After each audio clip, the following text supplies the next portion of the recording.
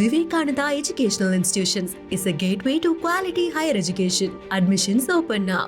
OPS செய்தியாளர்களை சந்திக்கிறார், நேரலையில் பார்க்கலாம். இப்போ இந்த வரக்கூடிய தேர்தலுக்கு நீங்க எந்த சின்னத்தில் நிப்பீங்க? இல்ல இரட்டை இலை சின்னத்தை பொறுத்தவரை சின்னத்தில் நிப்பீங்களா இல்ல இரட்டை இலையில் நிப்பீங்களா? இரட்டை இலை சின்னத்தை பொறுத்தவரையில் ஈரோடு கிழக்கு தொகுதியில் தற்காலிகமாக தான் அங்கு இரட்டை இலை சின்னம் தரப்பட்டது. அந்த தற்காலிக நிலைப்பாடை இதுவரை தொடர்ந்துகிற நிலைதான் கடந்த நாடாளுமன்ற தேர்தலிலும் இருந்தது. அதற்காக நான் என்னுடைய சுயேட்சை சின்னத்தில் நிற்க வேண்டிய நிலை ஏற்பட்டது. சுயேட்சை சின்னத்தில் தான் நான் நின்றேன். ராமநாதபுரம் நாடாளுமன்ற மக்கள் எனக்கு மிகுந்த ஆதரவு தந்து என்னை 2ஆம் இடத்தில் தக்க வைத்துக் கொண்டார்கள். உங்களுக்கு அனைவருக்கும் தெரியும். என்னை தோற்கடிப்பதற்கு அங்கே ஏற்பட்ட சூழ்ச்சி சூதெல்லாம் உங்களுக்கு தெரியும். 6 பன்னீர்செல்வத்தை அங்கே கொண்டு வந்து நிறுத்தினார்கள். இவையெல்லாமும் உங்களுக்கு தெரியும். இதையெல்லாம் மீறி ஒரு சாதாரண தொண்டன் சுயேட்சை நின்று பலாப்பழ சொன்னம் சுயேட்சை நின்று 3,42,000 ஓட்டுகள் 33.5% பெற்றிருக்கு என்று சொன்னால், எங்களுடைய அனைத்து இந்திய அண்ணா திராவிட முன்னேற்ற கழகத்தினுடைய தொண்டர்களின் உரிமை மீட்கின்ற குழு எடுத்து வைத்திருக்கின்ற நியாயங்களுக்கு கிடைத்த ஒரு நல்ல தீர்ப்பாகத்தான் மக்களும் தொண்டர்களும் எங்களுக்கு அளித்த தீர்ப்பு. பாஜக கூட்டணிக்கு வருவது அதிமுக விரும்பவில்லை என்றால் உங்களுக்கு நிலைப்பாடு எதுங்க? பாஜக என்டிஏ கூட்டணியில் நீங்கள் தொடர்றது அதிமுக விரும்பலைன்னா உங்களோட நிலைப்பாடு என்ன? யார் விரும்புகிறார்கள் விரும்புகிறார்கள் எங்களுக்கு அதை பற்றிலாம் கவலை இல்லை. எங்களுடைய நிலைப்பாடை இன்றைக்கு மாவட்ட கழக செயலாளர்கள் தலைமை கழக நிர்வாகிகள் கருத்துக்களை கேட்டு இருக்கிறோம். மீண்டும் நாங்களே நேரடியாக அனைத்து மாவட்டங்களும் சென்று அங்கு தொண்டர்களின் கருத்தையை கேட்க இருக்கின்றோம். இவைகளெல்லாம் கேட்டு ஒரு நல்ல முடிவை நாங்கள் அறிவிப்போம்.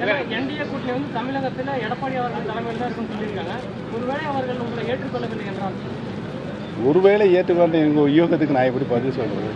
ஆனால் ஒன்று மட்டும் தெளிவான சொல்லிடுறேன். மாண்புமிகு மத்திய அமைச்சர், நீங்கள் எல்லாரும் அது எதிர்பார்க்கிற கேள்வி, உள்துறை அமைச்சர் அவர்கள் இங்கே வந்திருந்தார்கள்.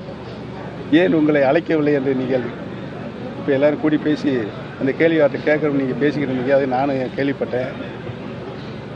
உண்மையிலேயே அதை எங்களை அழைக்காது நாங்கள் எங்களுக்கு வருத்தம் அளிக்காதான் இருக்கிறோம்.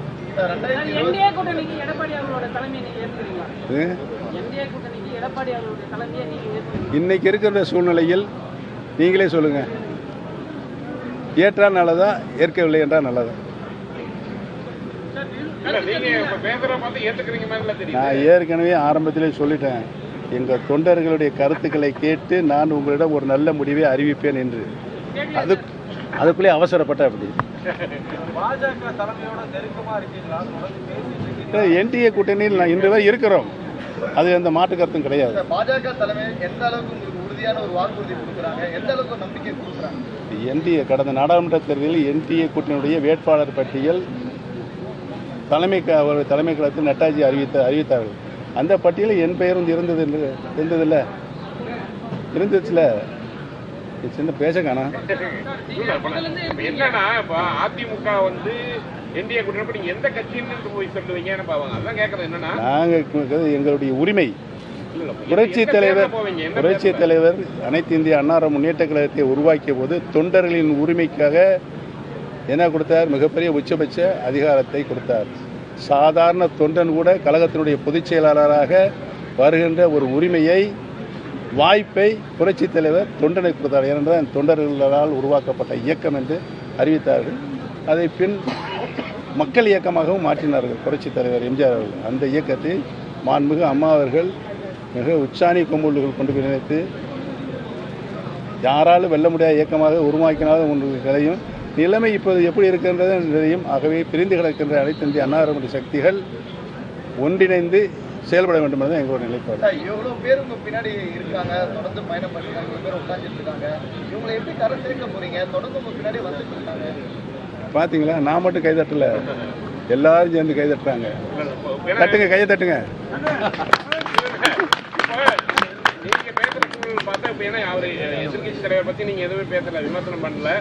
ஆனா உங்களுடைய ஒரே ஒரு நோக்கம் வந்து எல்லாம் ஒண்ணு சேர்ந்து திமுக எதிர்க்கிறது. ஆமா, டெய்லி அறிக்கை வருதுல்ல, பெரும்பாலான அறிக்கை யாருமே போடுறதில்லை. நீங்க போடுறீங்களா அறிக்கையில்? என்னுடைய அறிக்கையெல்லாம் போடுறதே இல்லை. நீங்கள் எல்லாம் சமாதானம் ஆயிட்டீங்க. யாரு என்னை பொறுத்தவரை மறைமுகமாக எந்த பேச்சுவார்த்தையும் யார்ட்டையும் கிடையாது. சார், தமிழகத்தில் என்டிஏ கூட்டணி எடப்பாடி அவர்கள் தலைமையில் இருக்கணுமா இல்லை பாஜக தலைமையில் இருக்கணும்? இந்த என்டிஏ கூட்டணியில் எல்லாம் ஒரு 9 கட்சி இருக்குங்க. 9 கட்சி இருக்குது. அன்றைக்கு வந்த மாண்புமிகு உள்ளாட்சித்துறை அமைச்சர் வந்து சொல்லிவிட்டு சென்றிருக்கிறார். 9 கட்சியும் தேர்ந்து உட்கார்ந்து பேசி முடிவெடுக்கும் போது தான் நிலைமை இப்போ நீங்க மாவட்ட செயலாளர் கூட்டம் நடத்துனீங்க. இப்போ பெரும்பான்மையான மாவட்ட செயலாளர் என்ன சொன்னாங்கன்னா எல்லாருமே அதிமுக இருப்பாங்க, அந்த ரெட்டையில யாருமே விட்டு கொடுக்க தயாரா இல்லை, அது நல்லாவே தெரியும். இப்போ இவங்க விருப்பத்தை நீங்க எப்படி பிரதிபலிக்க போறீங்க?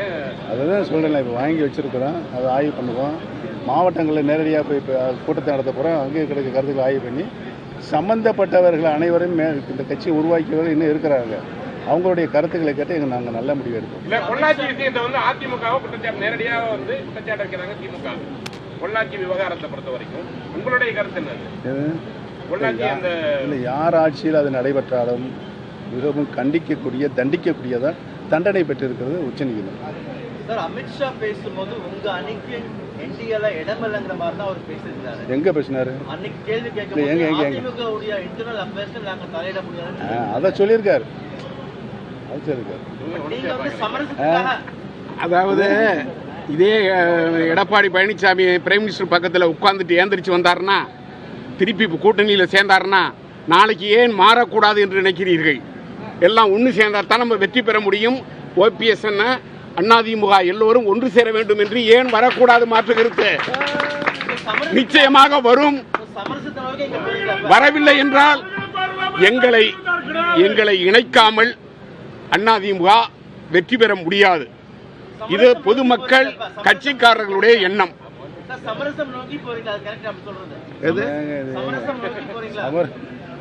நீ கேட்கறதுல அர்த்தமே இல்லை. நீங்க கேட்கறதில்ல. பிரிந்து கிடந்துக்கிற சக்தியில அனைவரும் ஒன்றிணைய வேண்டும் சொல்லிவிட்டோம். அப்படி இருக்கும்போது அமித்ஷா வரும்போது கூட இருந்தவங்களை விட்டுட்டு நீங்க உங்களுக்கு முக்கியத்துவம் கொடுக்குறாங்க, அதுக்கு வருத்தம் இல்லையா? அதான் தம்பி, அதான் அண்ணன் சொன்னாருன்னா, போன சட்டமன்றத்தில் எடப்பாடி பழனிசாமி கூட்டணி பாரதிய ஜனதாவோட இருந்தார். நாடாளுமன்றத்தில் அவரே கூட்டணி இல்லைன்ட்டு வெளியில வந்தார். இப்ப கூட்டணிக்கு ஒத்து வந்திருக்கிறாரு. நாளை மாறும். இந்த இயக்கத்தினுடைய தொண்டர்கள் விருப்பம் நிறைவேறலாம். நிறைவேறவில்லை என்றால் அண்ணன் சொன்னது போல ஒவ்வொரு மாவட்டமாக சென்று தொண்டர்கள் விருப்பத்தை கேட்டு அண்ணன் முடிவெடுப்பார். நாங்கள் முடிவெடுப்போம்.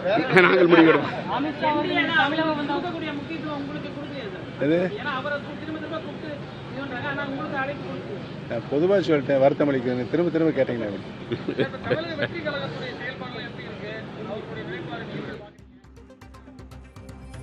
தற்போது ஓபிஎஸ் செய்தியாளர்களை சந்தித்ததை பார்த்தோம். பல முக்கிய விஷயங்களை குறிப்பிட்டார்.